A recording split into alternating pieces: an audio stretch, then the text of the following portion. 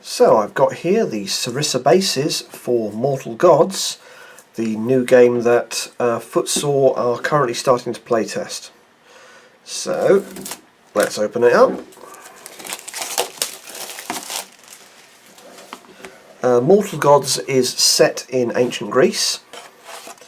So we've got skirmish bases, character bases, and here we've got hoplite bases.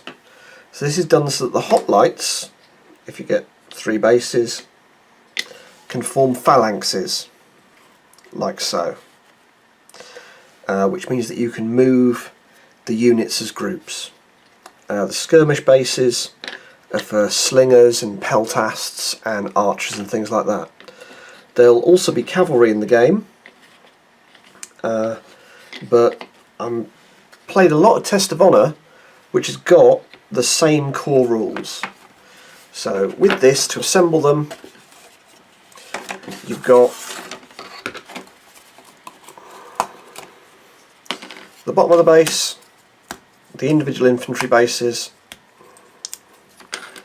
and the top. So PVA glue, after cleaning off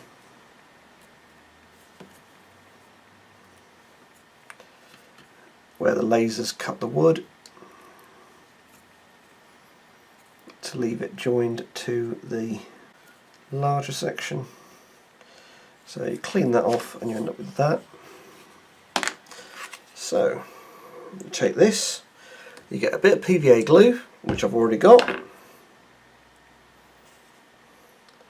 and you spread it on here.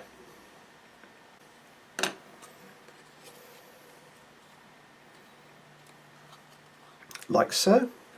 So these bases can pop back into there. Of course you'll clean these bits off them, so I've already done that with these bases. You can just pop them back in like so.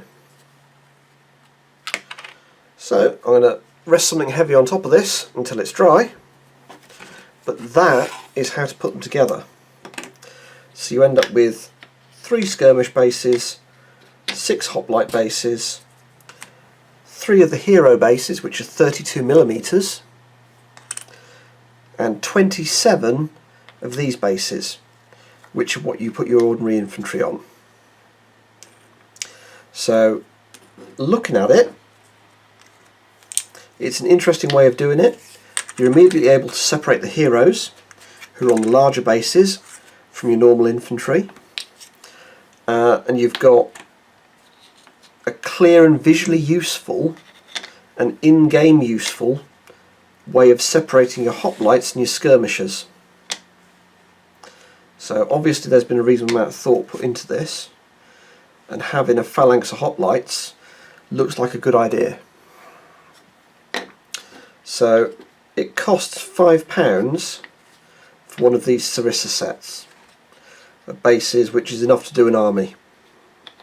So it's not pricey either, particularly not for the amount of stuff gone into it and the amount of thought gone into it. So I'm going to start doing a Mortal Gods force.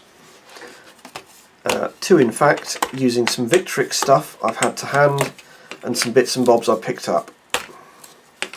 So you only really need 18 hoplite figures, 9 skirmishers, and then suddenly you've got pretty much a force. You'll need 2 or 3 characters. I've picked up the Warlord Games Greek Command, and I've ordered the Logos from Footsore, which is their first Greek model, which will give me 4 of the command figures. There are more ranges coming out from Footsore in the next month or so, which will give you the command figures you need, your veteran hoplites, things like that by the look of it, that will let you put your force together.